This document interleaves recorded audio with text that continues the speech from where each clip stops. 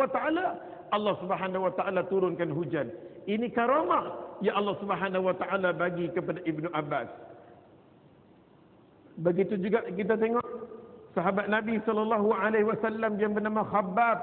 Khabbab bila mana dia Khabbab ini dipenjarakan. Bila mana dia dipenjarakan, masuk dalam penjara, dia pun tak bagi makan, tak bagi minum, tak pedulikan dia langsung. Tutup pintu rapat sampai duduk dalam tempat yang gelap. Khabbab duduk tempat yang cukup gelap. Dalam penjara ni, ya Allah, kalau gelap kita tak tahu siang malam pun semua. Aku dah kena berhari-hari tak tahu siang malam pagi petang, pakai ikut sembahyang je. Tak tahu. Tiba-tiba mengantuk tidur. Siang malam tak tahu. Ingat-ingat sembahyang subuh. Tengah-tengah kita sembahyang asar, tengok-tengok ya Allah subuh. Kita tak tahu waktu. Pasal dia tangkap terus dia humban masuk dalam penjara, kita tak tahu. Maka Khabbab dipenjarakan dalam tempat yang gelap. Allah Subhanahu wa taala datangkan makanan untuk dia. Kiriman daripada Allah. Allah Subhanahu wa taala hantar makanan kepada Khabbab yang duduk dalam penjara. Ini karamah yang Allah Subhanahu wa taala bagi pada sahabat. Dan begitu juga dengan Hanzalah. Hanzalah kita memang terkenal dalam peperangan, dia mati syahid. Hanzalah bila mana mati syahid, yang memandikan dia tidak ada mana-mana sahabat pun yang memandikan dia. Allah Subhanahu wa taala mengatakan, wahai malaikat, mandikan Hanzalah. Aku suka malaikat yang memandikan dia. Karamah yang Allah Subhanahu wa taala bagi kepada Hanzalah. Hanzalah bila mana mati syahid dalam peperangan, yang memandikan dia ialah malaikat-malaikat. Inilah kelebihan yang mana Allah Subhanahu wa taala bagi kepada sahabat-sahabat dia yang dinamakan karamah. Manakala nabi-nabi dinamakan mukjizah. Begitu juga dengan periwayat hadis yang kita baca, Abi Umamah Al-Bahili apabila dia masuk Islam. Dia masuk Islam, nama dia Abi Umamah Al-Bahili, nama dia yang sebenar ialah Suda bin Ajlan, bapa dia Ajlan. Ulama mengatakan tidak ada khilaf tentang nama dia. Kebanyakannya ulama ada khilaf. Sebagai contoh, Abu Hurairah radhiyallahu anhu ada khilaf. Lebih kurang 33 ulama khilaf tentang pendapat siapa sebenar nama Abu Hurairah radhiyallahu anhu. Tapi yang paling tepat sekali ialah Abdul Rahman bin Sakhar. Manakala Abu Umamah Al-Bahili ini, nama kebanyakan ulama mengatakan tidak ada khilaf lagi. Nama sebenarnya ialah Suda bin Ajlan. Suda bin Ajlan ini kita tengok Allah Subhanahu wa taala hidupkan dia dalam suasana kafir. Dia tidak nampak cahaya Allah Subhanahu wa taala. Akhirnya bila benar dia dengar saja di sana adanya seruan daripada Nabi sallallahu alaihi wasallam, dia cuba untuk berdamping untuk tahu apa benda Islam. Dia tak mau menjadi macam keturunan orang Islam tak tahu langsung tentang selok-belok Islam. Suda bin Ajlan bila dengar satu lagi seruan daripada Nabi sallallahu alaihi wasallam, Nabi mengajar manusia sembah kepada Allah, jangan sembah kepada manusia, jangan sembah kepada berhala, jangan sembah kepada benda-benda yang lain.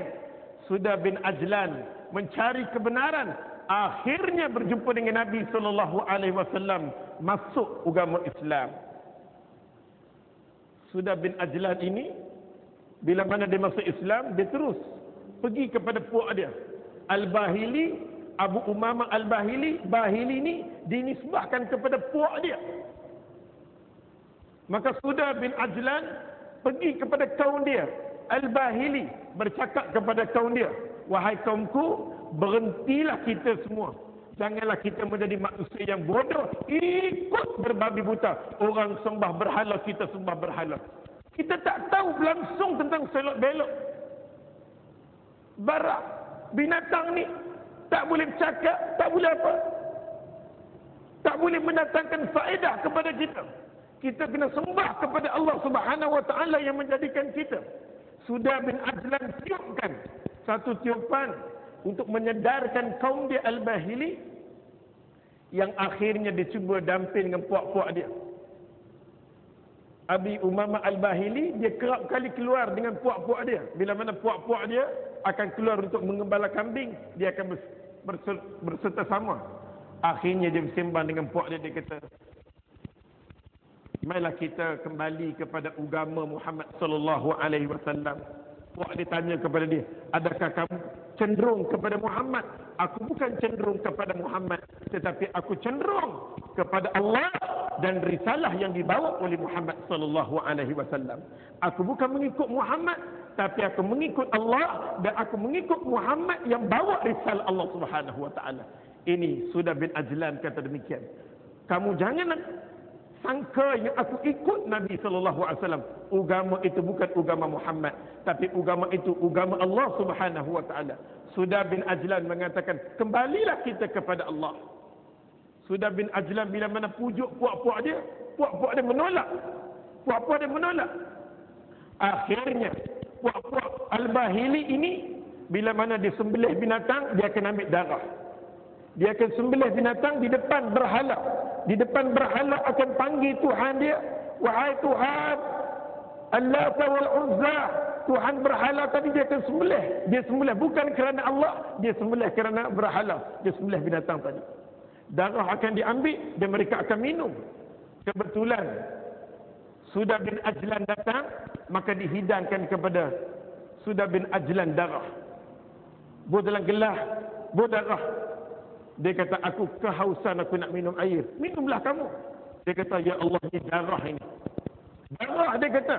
Sebenarnya Allah Subhanahu wa taala mengharamkan aku minum darah. Kamu tahu daripada mana ni? Aku tahu daripada agama yang Muhammad sallallahu alaihi wasallam bawa. Agama ini melarang aku daripada minum ini. Maka dia membaca ayat mengatakan hurrimat alaikumul maitatu wa damu wa lahmul khinzir. Dia baca ayat ini. Dia mengatakan Allah Subhanahu wa taala mengharamkan ke atas kamu, jangan makan bangkai, jangan makan darah, jangan makan daging khinzir, daging babi, jangan. Puak-puak dia kata, kalau macam tu hang tak boleh minum. Ya, aku tidak boleh minum. Aku sedang dahaga, tolonglah berikan aku air. Puak dia keliling dia duduk di tengah-tengah. Puak dia kata, minumlah air ini. Selalu kita nak minum. Ini adalah benda yang kita bagi kepada Tuhan kita. Darah ini tak boleh minum, dia kata. Allah Subhanahu wa taala mengharamkan kepada orang Islam, tak boleh minum ini. Hurimat alaikumul maitatu wa lahmul khinzir, tak boleh. Akhirnya dia kata, tolonglah bagi pada aku air. Duduk di kawasan Sahara.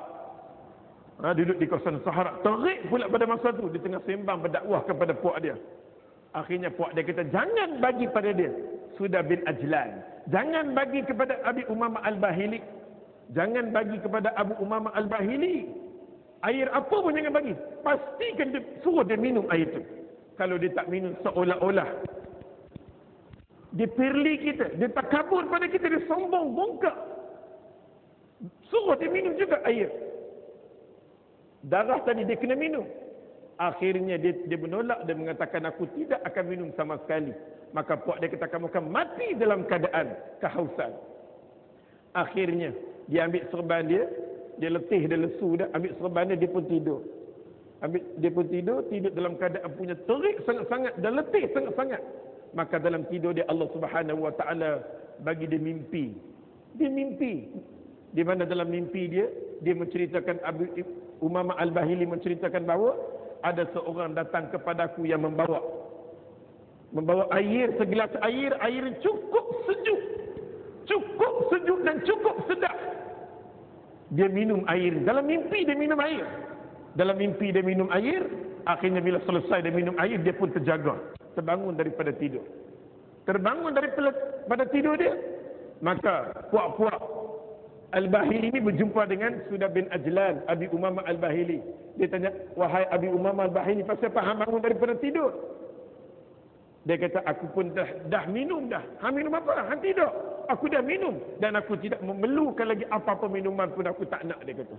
Sesungguhnya, minuman yang aku telah minum tadi, ianya kenyang aku sampai aku mati nanti. Tak perlu lagi aku minum.